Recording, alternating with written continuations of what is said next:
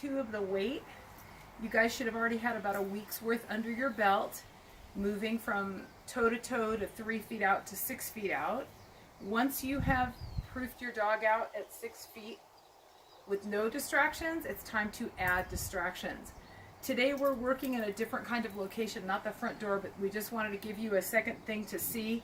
We're working at a side gate, but we put painter's tape down so that you can actually see the delineation, and your dog can actually see the delineation as well. So if you haven't started the weight, this is an acceptable way to do it also. So if you have a week worth under your belt, it's time to now add distractions to the weight.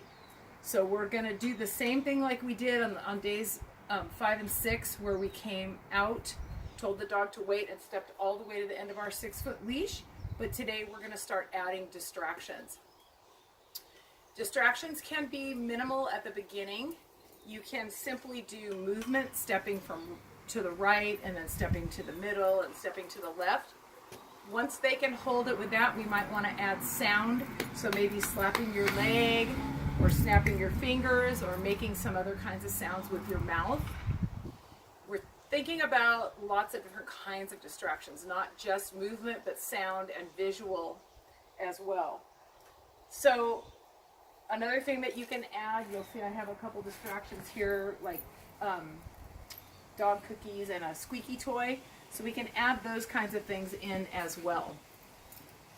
Once you get a couple of days or a day or two and you see that your dog is holding at 6 feet, you'll want to put the lunge line on, the 15-foot lunge line, and start extending your distance and extending your time. We definitely don't want to go all the way out from 6 feet to 15. We're going to ask that you work your way out in 2-foot increments. So after your dog is doing a good job holding with distractions at 6 feet, we'll ask you to clip your lunge line on and step out to 8 feet. Do that for a day or two. Once they're good at 8 feet with distractions, you'll then step out to 10 feet and so on. Once they're good at 10, go to 12. Once they're good at 12, then you can go out to 15 feet. When your dog is good with distractions at 15 feet, it's time to teach the release. So what you're going to do is come back the next time and you'll put your dog back on a 6-foot leash. You'll bring your dog, we'll demonstrate this for you. You'll bring your dog out, wait, come out to 6 feet. Don't wait for very long, and then you're gonna give your dog a little command. Cindy and I use the word okay, and a little tug along to pull him through the door, because you know that you've been correcting him, shoving him back in and saying wait. He might be reluctant to come back out and step across that threshold. So you'll tug him out and praise him when he comes out, good dog, and then you'll bring him right back in, come out again, but this time you're going to make him wait again. He will not be allowed to cross the threshold. 2 repetitions without crossing to every time that you do a release. So we're going to mix it up. Once we teach the release, we'll allow him to come out 1 time, then 2 times we'll do it when he's not allowed to come out. Just repeat that pattern.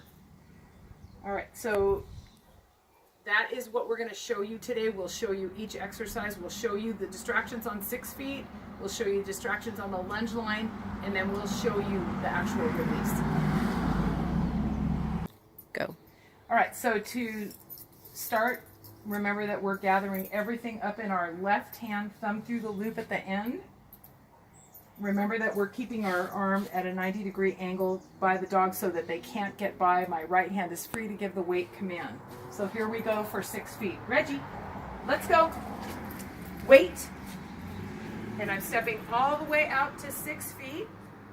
Now I'm going to start adding distractions. The first thing I'm going to do is a little bit of movement. Maybe a step to one side, a step to the other side, and maybe now I start adding some sound. And I can even jog in place. And if I see that my dog is doing a good job here, I'm going to come back in. Reggie. Okay, what a good boy. And I'm still releasing when my dog is facing inward. And let's try it again with another distraction. Reggie, sit. Gathering up everything in my left hand. making sure that he can't scoot past me. Reggie, let's go.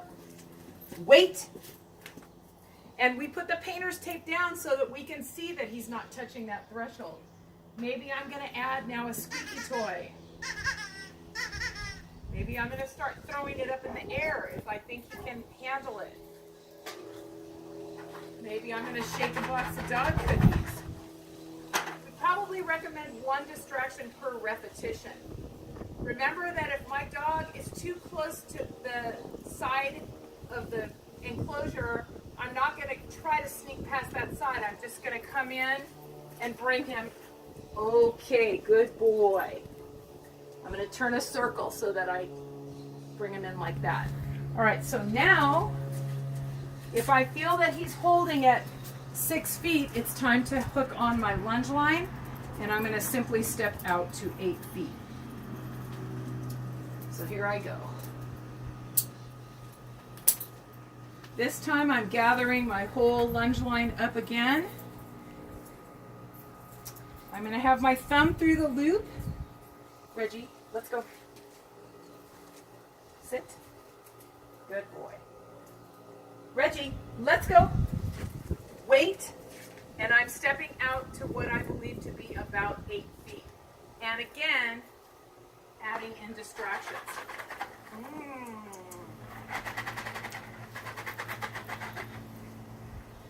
Maybe I even turn my body to the side. That's a distraction because my dog is used to me facing them. If they think I'm not looking at them, they might try to come out. Once I'm finished, gather up, bring them in with you, and release. Okay. So you would do that all the way out to 15 feet in increments of 2 feet. So 8 feet, 10 feet, 12 feet, and then 15 feet. Each time testing it with different distractions. Bounce a ball, have a kid ride by on a bicycle, maybe they come by on a skateboard, maybe you have somebody else walking a dog out in the front. All right, once you have that down, solid at 15 feet with distractions, we're gonna switch back to our 6-foot leash. And this is the time when we're gonna teach the dog to come through with a release command. Like we said, Cindy and I use okay. You've been using whatever release that you use will be the same release that you're going to use on this exercise. Reggie, heel.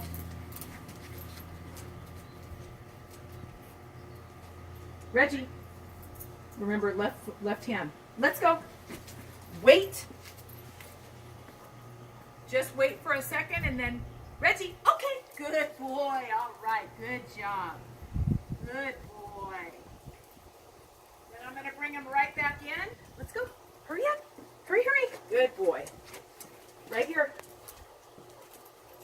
Reggie, sit. Gather it up. Left hand. Now, because I released him, I am not going to release him for 2 times. Reggie, let's go. Wait. 6 feet. Stand here. Don't release him. Don't let him come out. If he tries to come over, we're going to step in, shove him back in, and tell him that you said wait.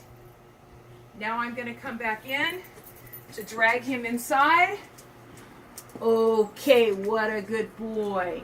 So I would do one more of that where I do not let him come out, and then I'm going to let him come out. So 1 release, 2 non-releases. 1 release, 2 non-releases.